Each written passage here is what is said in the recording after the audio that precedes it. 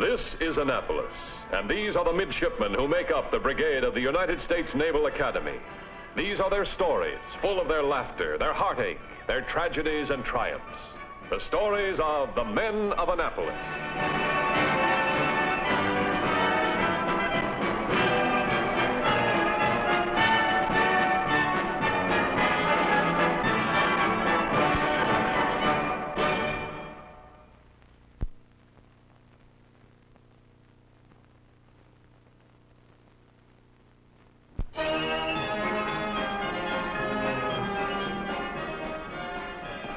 The game of soccer is unique in the fact that touching the ball with the hands or the arms is illegal.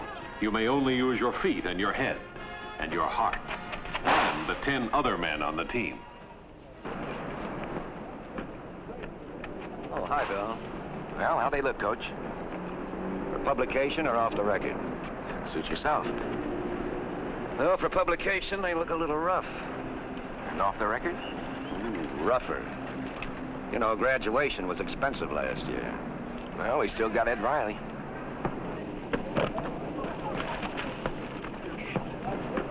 Well, I had 11 Ed Rileys last year, Bill. It's hard to tell anything this early, though. It takes a week of tryouts at least for any kind of a shakedown. But I'm confident we'll eventually have a soccer team that Navy can be proud of. End quote. The log printed that last year. It worked.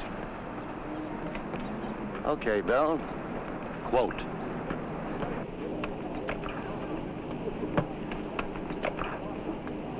Hey, Andy! Hi. Well, Newshawk, what are you doing here? I thought you just made up the stories you wrote. Only the good ones. Now, Coach, you know my roommate, Andy Kendall? Andy? Coach McGuirk. I did, sir. Hello, Andy. Andy's the youngest retired all-around athlete at the Academy, Coach. Oh, I don't know. He looked pretty active winning the light heavy title last fall. And that was just so he could get it over with in a hurry and rest. Don't mind him, Coach. He's just sore because I wouldn't try to be a football hero. Or a basketball star, or a baseball player, or soccer. Any sport that requires more than two just doesn't interest him. Ever play soccer, Andy? No, sir. It's tricky. Yeah, I guess so. Like to give it a try? It takes more than two to play soccer, you know. Sure, I'll try it. Hold up a minute, man. You catch the ball with your instep, not your toe, for best control, Andy. As the man said, Andy, it's tricky.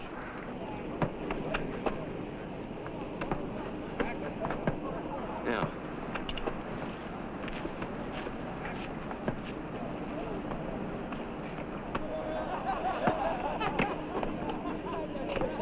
Drill one through, Slater.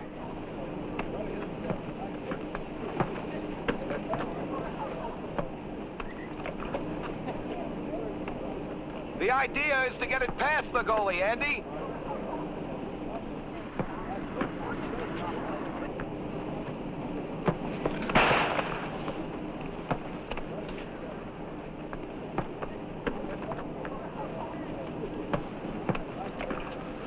Andy, are you sure that you never played soccer before? I don't even know how many men are on a team. Wait a minute. O'Reilly! You know, there's more to soccer than just a setup shot. Andy, you know Ed. He's our team captain. Hi. You were with Bill over in the 1st Battalion, aren't you? That's right. Ed, would you try to dribble around Gray? Sure, Coach. Just watch you.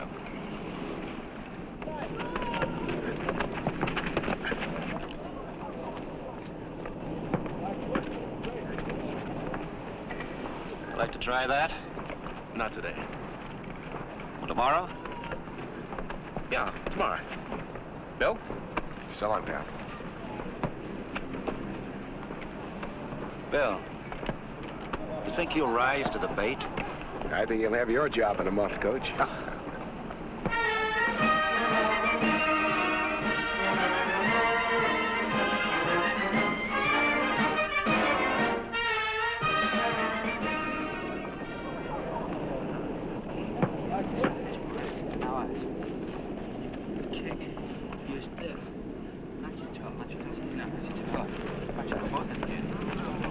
That's good. You're up there.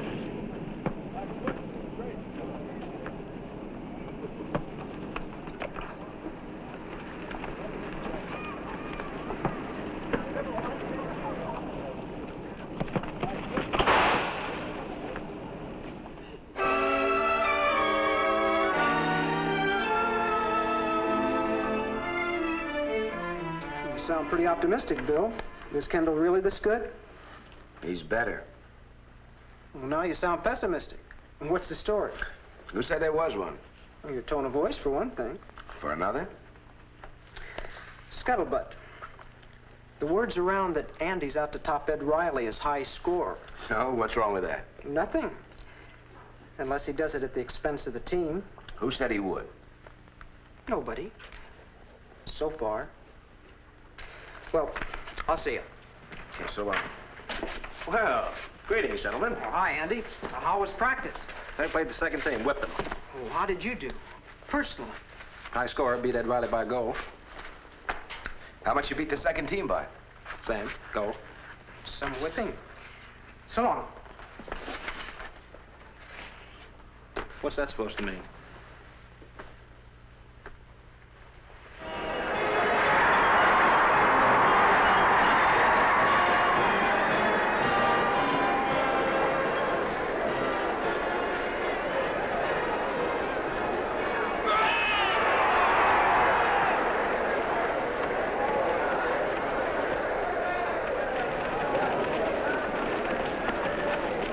He's got a clear field.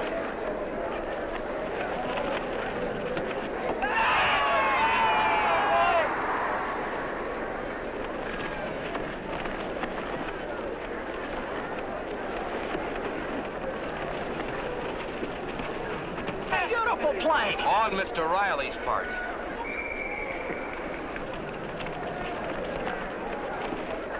Murphy's free. You better yell louder. Andy can't hear you. Pass, pass.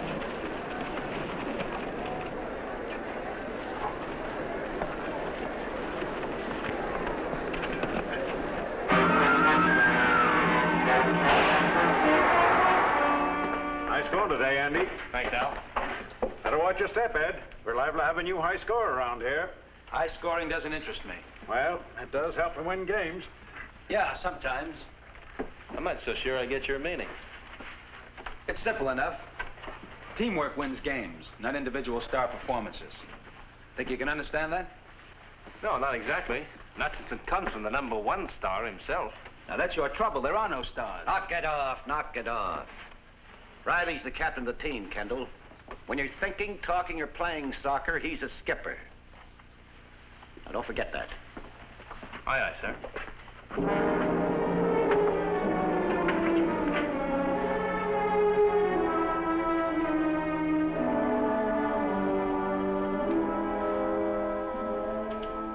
Aren't you going to read the masterpiece as usual, Bill? No, I'm a little late tonight. I'd better get it over to the log office. You wouldn't say anything in your column that you wouldn't say to my face, would you?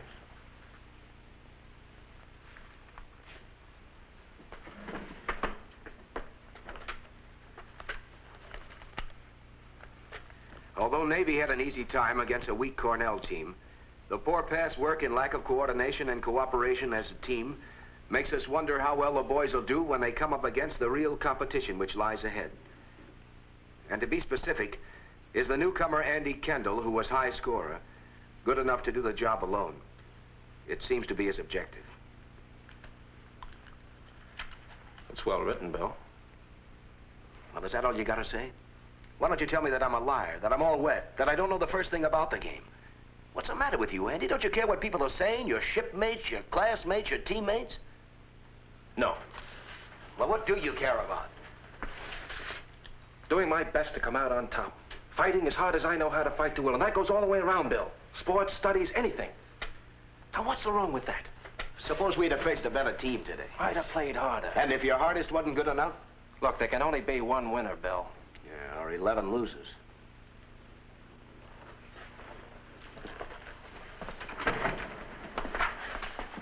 Midshipman Becker, 4th class, sir. Mission accomplished? Yes, sir. The young lady described, sir, as one Miss Farrell, Christian name Eileen. Eileen Farrell? She is 19 years of age, sir, stands 5 foot 2 inches tall, weighs 116 pounds, is not married, not engaged to be married, and will be present, sir, at the open house at Mrs. McGraw's tomorrow. End of report, sir. Okay, shove off. Aye, aye, sir.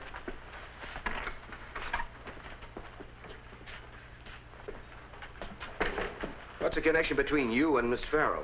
Well, none so far. I saw her the other day, and I wondered who she was, so I made it an assignment. Why? What do you know about her? Nothing. Only that Miss Farrell, Christian name Eileen, happens to be the girlfriend of one Mr. Riley, Christian name Edward. Well, it's a small world, isn't it, Bill? Mm-hmm. I hope there's room in it for both of you.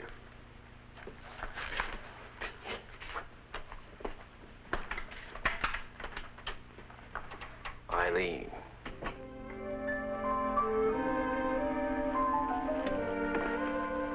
May I? Thank you. I'm Andy Kendall. Hello, Mr. Kendall. I'm Eileen Farrell. Age 19, height 5 feet 2, weight 116. 115.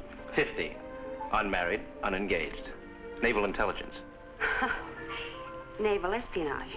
Angry? Not very. Boy, oh boy. You've got to hand it to him. He goes after what he wants. Yeah, so does a cobra. The dance after the Army game? I'm afraid I really can't, Mr. Kendall. Well, that's not a flat refusal. And it's not a full acceptance. I'm sure it will be. I'm not. Good night, Mr. Kendall. Miss Farrell. This is going to be a little different from the Cornell game. For one thing, Yale has a stronger team. And for another, and just as important, their scouts have seen us play. They know our strong points, they know our weaknesses. They're going to play our weaknesses for all they're worth. If they get the chance. Now, let's see that they don't. Let's go. Kendall.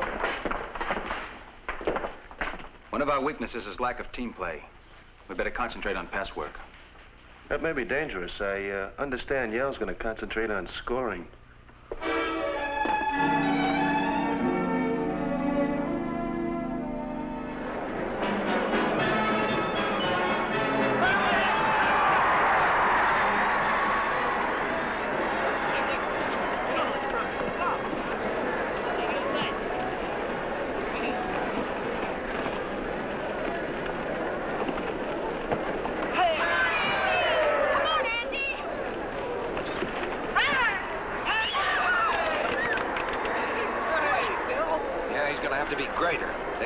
Concentrate on him now.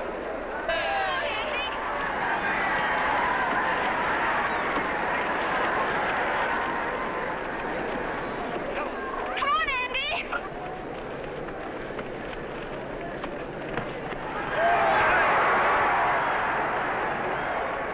I see what you mean by concentrate. Mr. Kendall will have to pass now. You want to bet?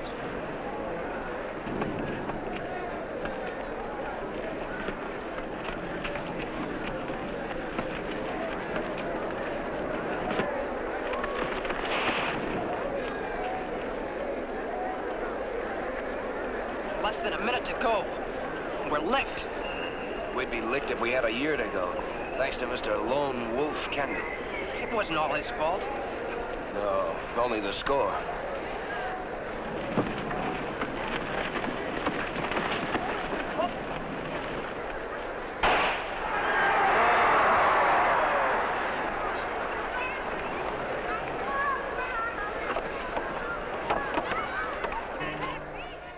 You were just voted the most valuable player on the team, Kendall, by Yale.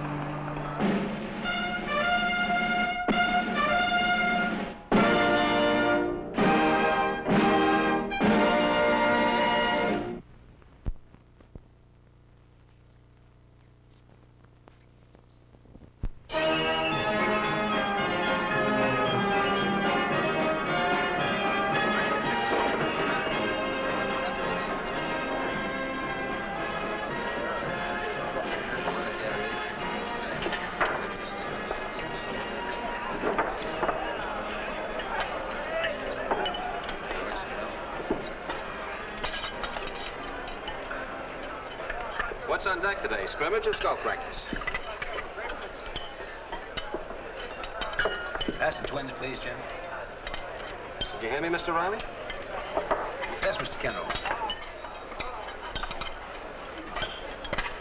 Potatoes, George? Thanks.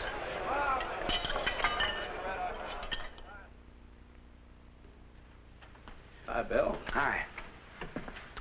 I heard you got the silent treatment at practice. Yep. Shower, too. Well, you don't seem too upset by it. Well, why should I be? That's exactly what Mr. Riley wants. So how are you on solving star sites? I'm having a real time with What it. makes you think that Riley wants anything? He pings like sonar every time I come within a mile of him. Why, if it was his Navy, he'd have me court-martialed right in the middle of Farragut Field. You think it's a personal matter with Riley? Why not? I like his girl, and I like to make points at soccer. Didn't look that way last Saturday. Oh, I was swamped. Yale put 4 men on me. So will Army next week. Not if our other players are up to par, they can't. Maybe our other players can't come up to what you call par. That's not my fault. Oh, brother. You can't see 1 inch past Andy Kendall, can you? Don't you know what teamwork really is? Sure I do. It's an excuse for lack of individual ability. You're wrong. Am I? Look, can you name me one player on that team besides Riley and myself who's a real soccer player? You could learn something from Ed Riley. What? He was an enlisted man. He's seen it work what I'm talking about, on shipboard. You can't be in the Navy and be all by yourself up on Cloud 8. Wait a minute. Let's not complicate the argument. We're talking soccer. It's the same thing. A team's worth is the combined ability of all its members. Sure. Till you look at that scoreboard. And then it's who is good enough to do what that counts. That's the way you see it, huh? That's the way it is. I guess I'm wasting my time talking to you. What's your problem with navigation? Solving the star sites. Can you run it down for me tonight? How about right now? I got a date. Eileen? Yep. Do you have to always be a winner, Andy? So long, reporter. So long, champ.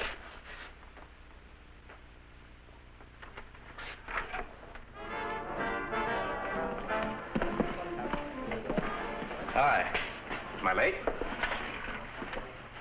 No, what would you like? Nothing, thanks. Oh, sure you would. Why, they make a mile-high soda here, Andy, but... please. I really don't want anything. Well, would you like to go somewhere else? Maybe take a walk? What's the matter, Eileen? I'm not going to the dance with you after the Army game, Andy. And I'm not going to see you again. Why not? Because you're wrong. Your whole attitude is wrong. The team. Yes. One man doesn't make a team, Andy. No matter who you are or what you are. I play my best. Now, what's wrong with that? Nothing. As long as you don't prevent another guy from playing his best. Do you always have to be number one? Yes. Whenever possible, I do. Look, the Navy's training me to be an admiral, not an ensign, Eileen. And they told me so themselves. Oh, I see. And did they tell you you'd be an admiral with or without a Navy? Oh, that's foolish. Not to me. And not to a lot of people I've talked to. Including Midshipmen Ed Riley. Goodbye, Andy.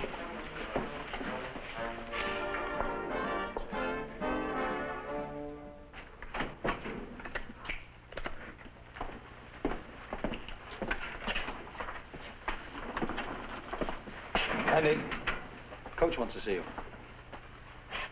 Before you get into uniform. Have I been dropped from the squad? Yes. Thanks.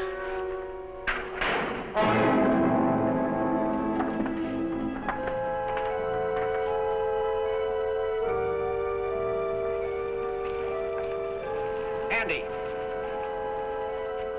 Hey, Andy!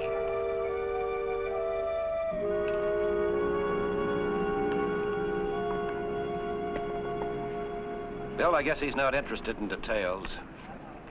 It's too bad. He's almost quite a guy. Yeah, almost. Well, I don't know what can be done about it.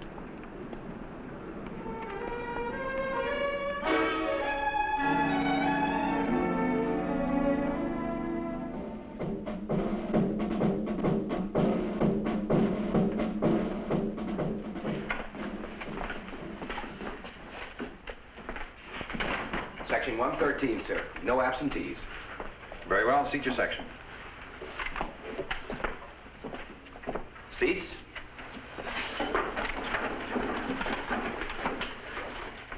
Today, gentlemen, we're going to put into practice some of those theories of naval warfare and bases of command decision which we've been discussing during the past week. Now, gentlemen, this is the problem. You're in command of a hunter-killer task group.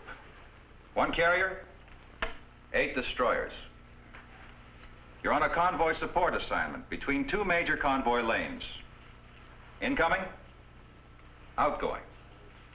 You received reports from 2 convoys, here and here, of heavy Wolfpack submarine attacks. You cannot reach both of these convoys with support from this intermediate position. Now, what is your decision, Mr. Kendall? I would split my group up, sir. I would send 1 carrier and 3 destroyers to support 1 convoy, and 5 destroyers to the other. Mr. Henderson? I would proceed with the entire task group and support the loaded convoy. And sacrifice the other? Yes, sir. Why? Because my task group is organized and operates as a team, and our primary objective is to get the loaded convoys through. Then you think, Mr. Henderson, that dividing your force up this way, as Mr. Kendall suggested, is poor tactics, huh? I think it's no tactics, sir. Sir, if both groups are under attack, you'd sink more subs by splitting up your task group. Well, that is possible. But consider, first of all, what is your mission? On a convoy support assignment, the payoff is not total subs sunk. It's getting the convoy through with minimum losses. Further, when you split up your team and leave your carrier with just 3 destroyers with her, and send 5 of your destroyers off beyond the range of your anti-submarine aircraft, you sacrifice the basic principle of ASW operations. Teamwork between the guy with the plane and the guy with the ship. And it's that teamwork that pays off in getting the convoys through. You may sink more subs, Mr. Kendall, with your plan. But you might also get your carrier torpedoed, and you'll lose your destroyers and convoy without air support.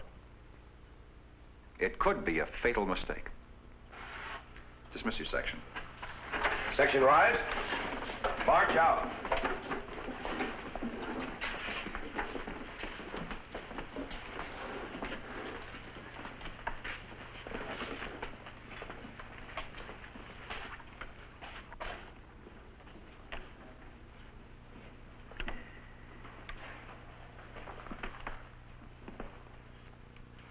Do you think it helped any? I don't know, sir. He certainly seemed impressed. Thank you, sir.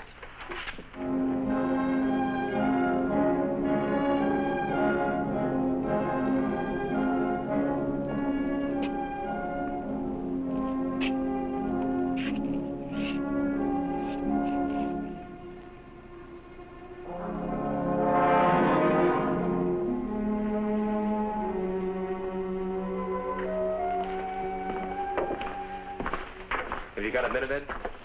Yeah. I'd like to wish you good luck for today's game. Thanks, Andy.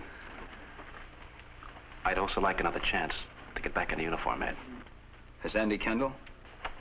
No, as a member of the Navy team. The decision is the coach's, Andy. It's all right with the coach, Ed, if it's all right with the captain of the team. It's fine with the captain. Thanks, Ed. Oh, by the way, Ed, does Eileen have a sister? I'll ask her. You better change, Andy. Aye, aye, sir. Look out, Army!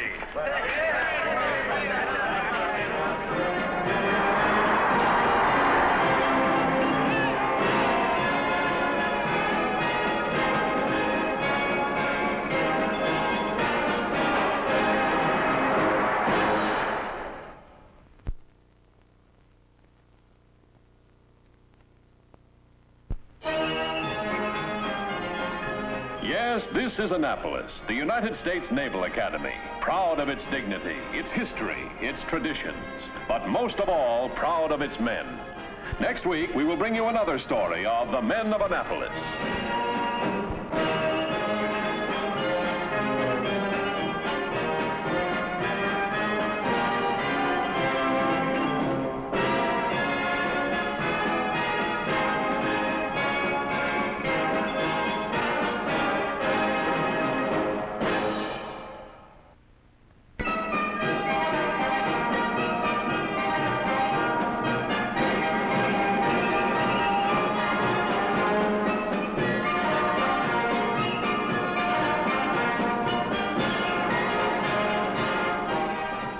Andy Kendall was played by Guy Williams. Ed Riley was played by Paul Burke. Eileen Farrell was played by Jody Lawrence.